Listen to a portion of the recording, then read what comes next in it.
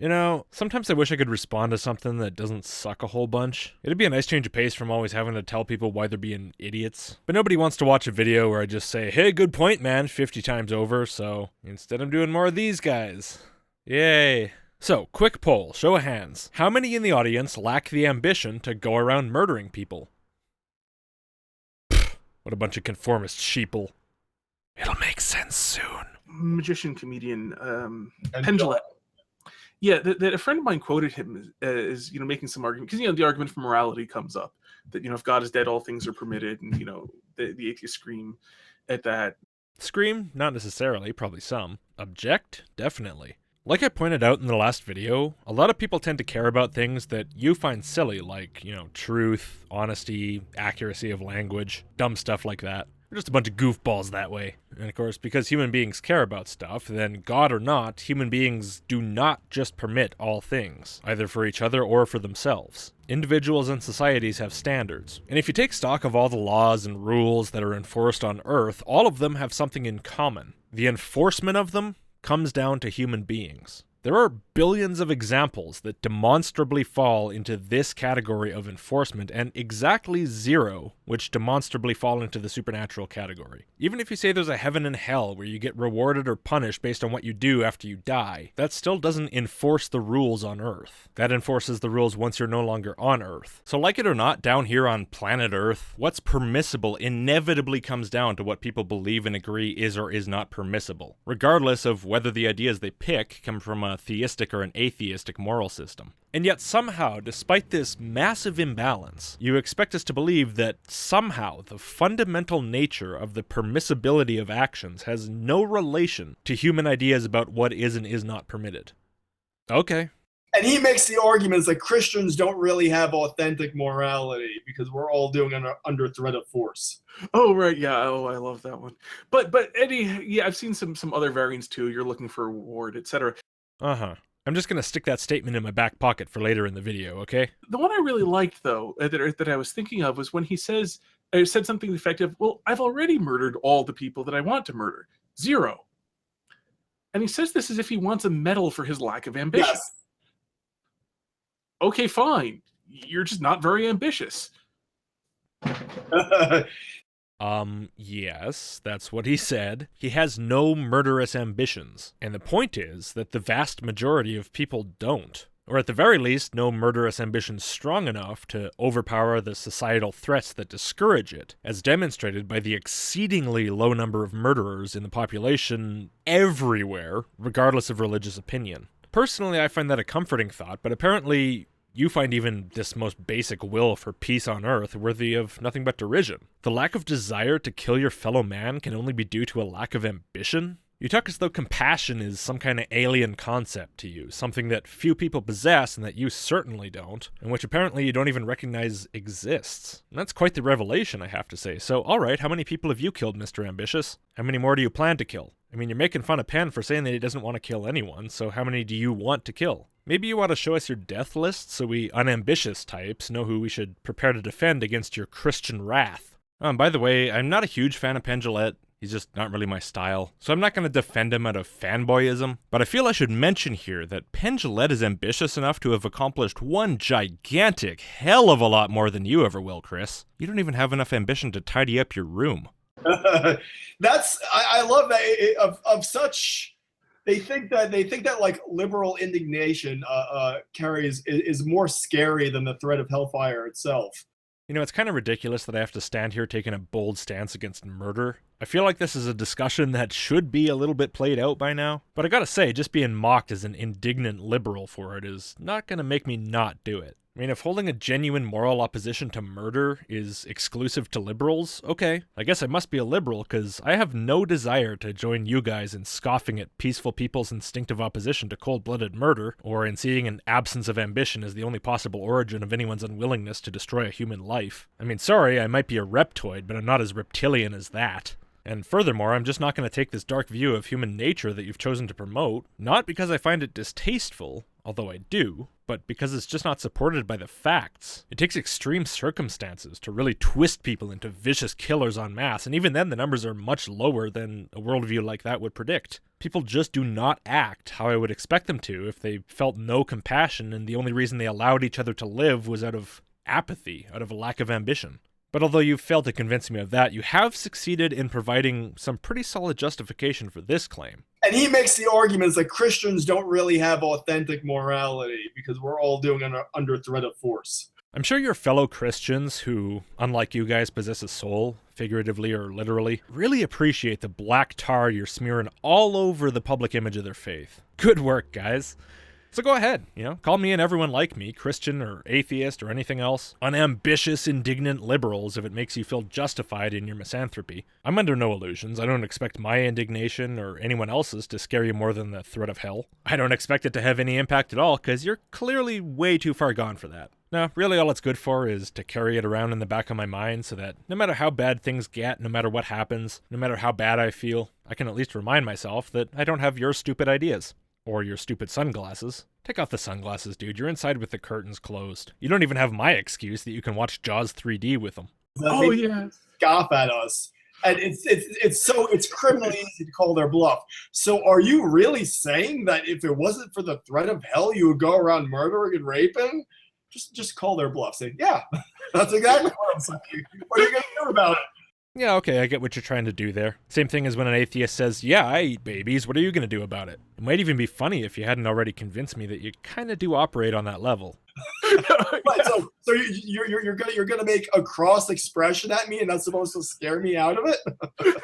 No, obviously not. Social pressures only work on people with a social instinct. Us normies don't want to get on the news and become the most hated person in the city. And that's not the only factor that prevents them from murdering and raping, but it's one of them. But you, no. You're pretty clearly abnormal. You don't seem to have a shred of concern for how terrible you look to other people, even if that runs completely counter to your goal of trying to spread Christianity. So no, it won't scare you out of it, but I'm still going to make a cross expression at you in this video, at least as much as my face allows. See how my hat brim kind of makes angry eyebrows? Cool, huh? Maybe you never noticed that before. And then I'm going to use your really bad marketing of your religion's moral superiority as some pretty great marketing against it. Thanks for making it so easy for me. I came here expecting to play baseball, but the ball's sitting on a tee. Perfect. The only reason I'm not murdering and raping is because I'm afraid of hell. So what? Your disgust is supposed to scare me into not doing it? No. You misunderstand how this all works. See, it's not supposed to do anything to you. It's never supposed to do anything to you. When I publicly address a Christian, it's not meant to convince them of anything. It's meant to convince viewers of things. I don't care if you're incapable of feeling bad about yourself when you act like a cockhead. That doesn't mean everyone else is. There are plenty of people out there who think that the fear of hell is the only way to be a decent person, and yet they're actually capable of feeling ashamed of themselves when they figure out how awful that makes them sound. And thanks to you, a few of them just might figure that out today, just like other people have before. Thanks. There are plenty of people out there. Is he stealing letters? Yeah. The cat's stealing letters off the fridge. No wonder she has no Q anymore. The cat stole the baby's Q, and now she will never learn what Q is. Yeah, no, I've done that. Actually, being a serial killer sounds like it'd be a lot of fun. Yeah. I can't believe that. Trigger. Yeah, silly triggered liberals being taken aback at a straight-faced assertion that you want to commit serial murder and mass rape. God, I can't believe these atheist cockroaches get so easily triggered. Everyone's so damn PC now, eh? Did you know they don't even let teachers threaten to behead their students in class anymore? God damn SJWs. So let me get this straight. You think that it's absolutely terrible that I act on principle because it's my principle? No. Huh. Really?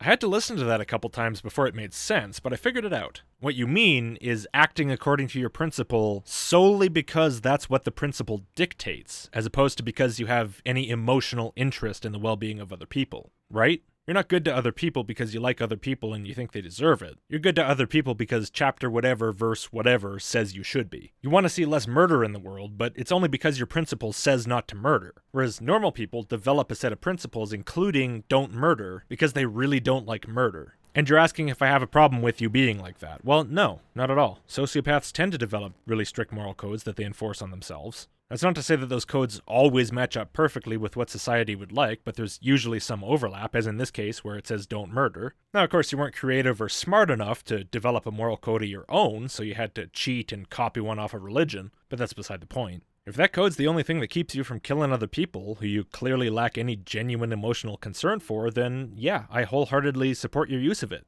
Why would I have a problem with that? I, the indignant, triggered, liberal non-sociopath that I am, care on an emotional level whether or not you murder people, and that's my primary concern. As long as you're not killing, I'm happy. I know, how pathetic of me. A lot of the people I know who are atheists are remarkably, I don't want to call them sheep-like, but basically, well, at the end of the day, they're remarkably gentle, harmless people with incredibly modest ambitions in all parts of their life. Gentle, harmless people of modest ambitions. Is that supposed to be an insult? It sounds like you intended that as an insult, but all I can think is, blessed are the meek, for they shall inherit the earth. Anyway, that statement makes an awful lot of claims about you, big playa. You're what, a Fight Club warrior by night and a cutthroat stockbroker by day? Yeah, I'm real convinced of that by your dumpy house and your dumpy self. Basically, they by instinct just conform to what's ever around them, and they seem to think that everyone does. Yeah, deepest possible conformity.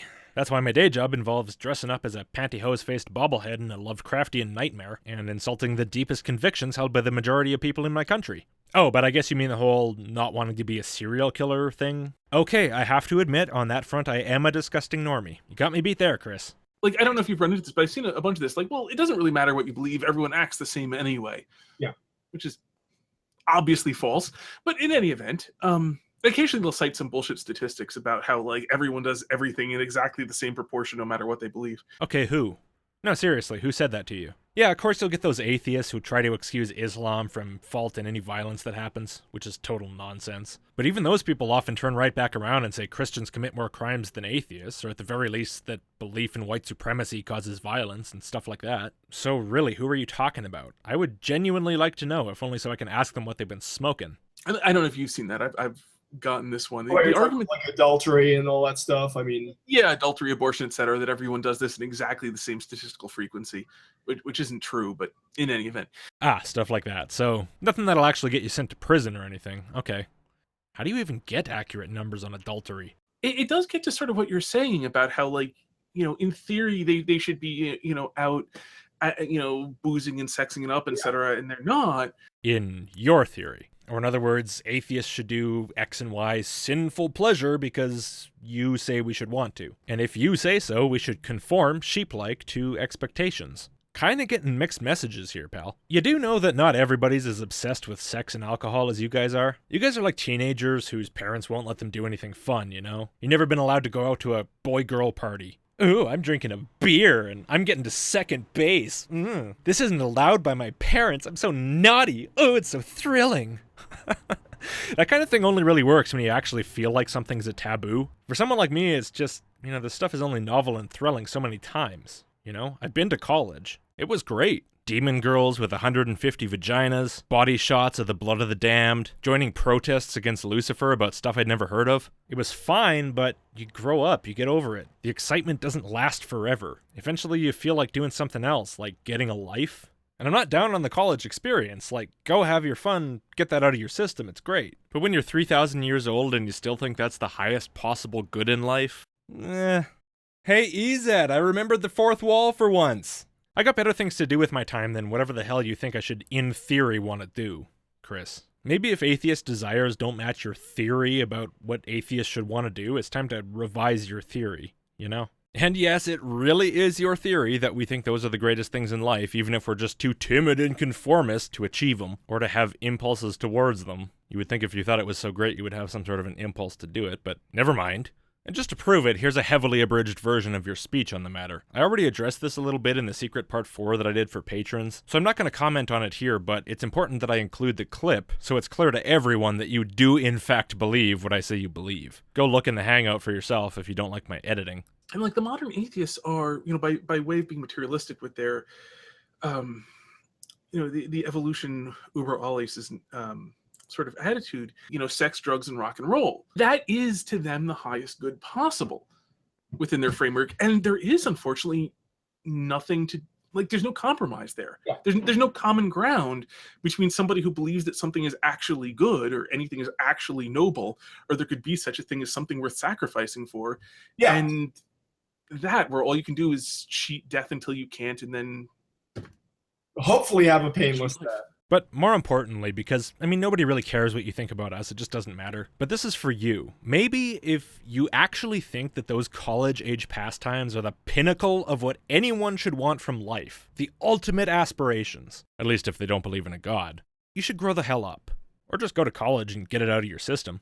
And it seems like there's something about being a very timid person who just has no impulses but to like conform and fit in extremely well that sort of enables that sort of atheism. Oh yeah, Chris, everyone's just as desperate as you are for the next drink and the next stranger vagina. So the only conceivable reason that anyone wouldn't go bar hopping every night to find that is that there's some rule that's holding them back. It's impossible that anyone just doesn't care about those things as much as you do. No, your theory can't have any flaws, no. So they must just, be,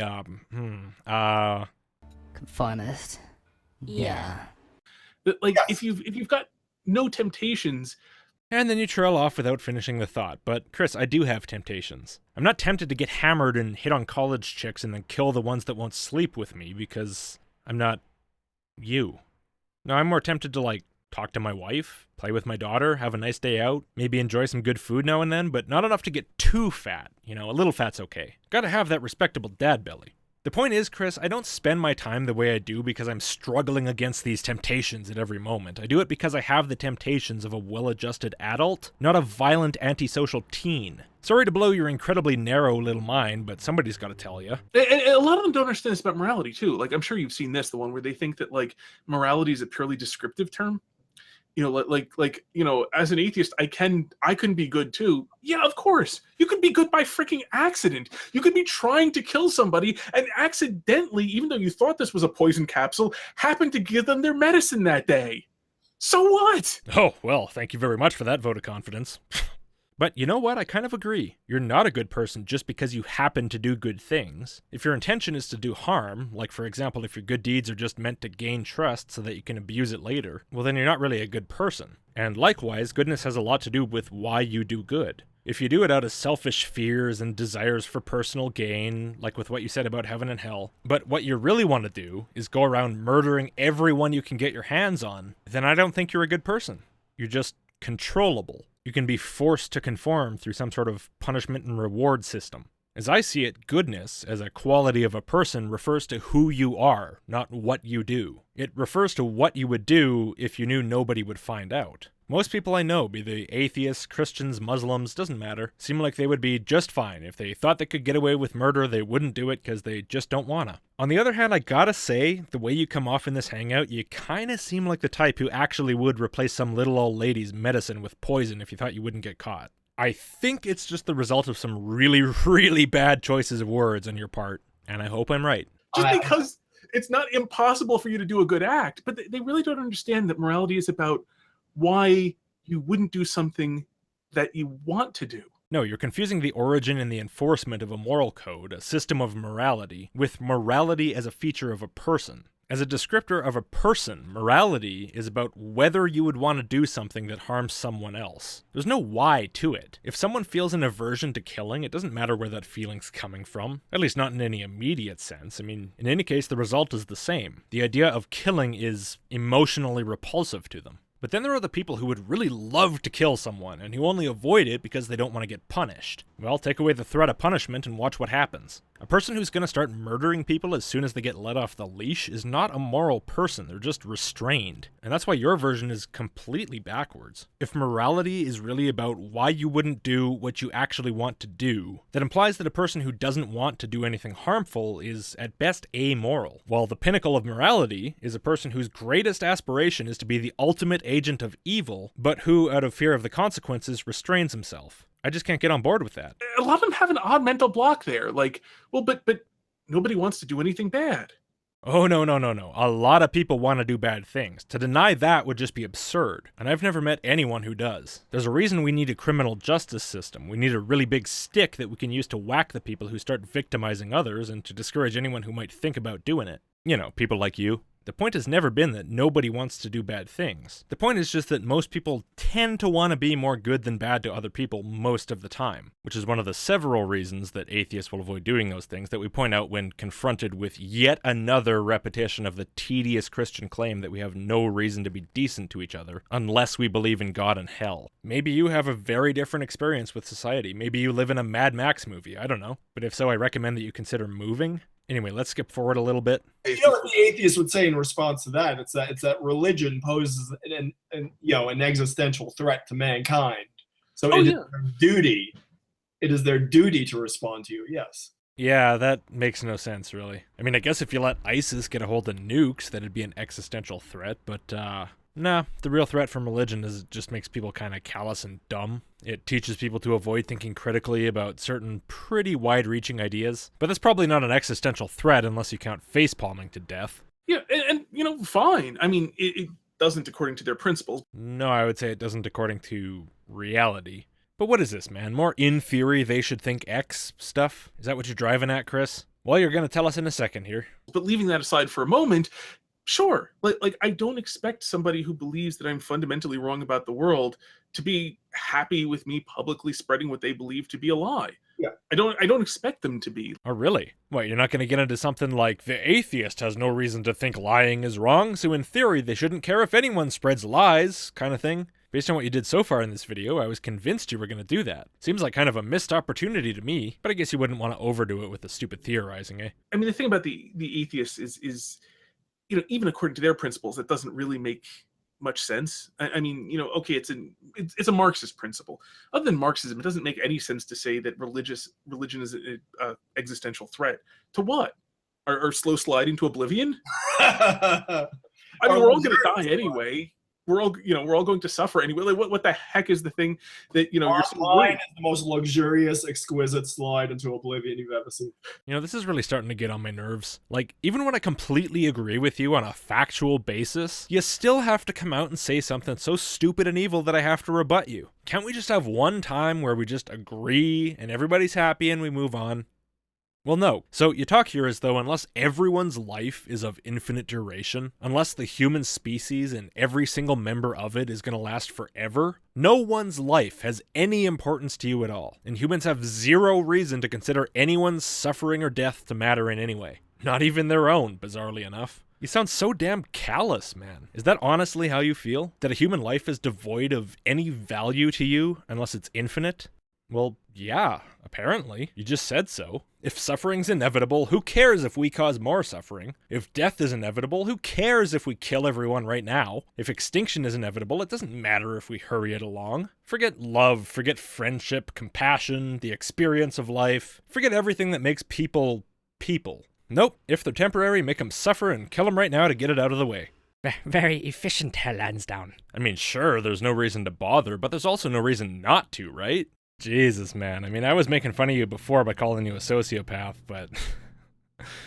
But the funny thing is, I don't even believe you really believe this. Not if you think about what you're saying. Because at the very least, even if you are completely self-centered, your supposed total disinterest in the well-being of human beings doesn't just apply to everyone else. It also applies to you. You're a human. Stop being such a cartoonishly narrow-minded idiot for a second and really try to imagine how you would think in a hypothetical world where you actually believed that your life has a finite duration. Would you rather live those years in relative comfort or the most extreme possible pain?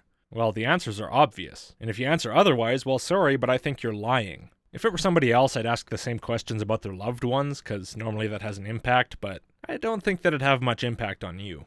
Yeah, and because so aside from it not being like, yeah, I don't really object to atheists considering me their enemy because I am publicly defending Christianity. No, you're not remotely my enemy. You're my clown. Your entire purpose is to entertain me and my followers. The word enemy implies some degree of threat, and you're just too inept to pose any real ideological threat to me. You're more like one of those punching bag clowns.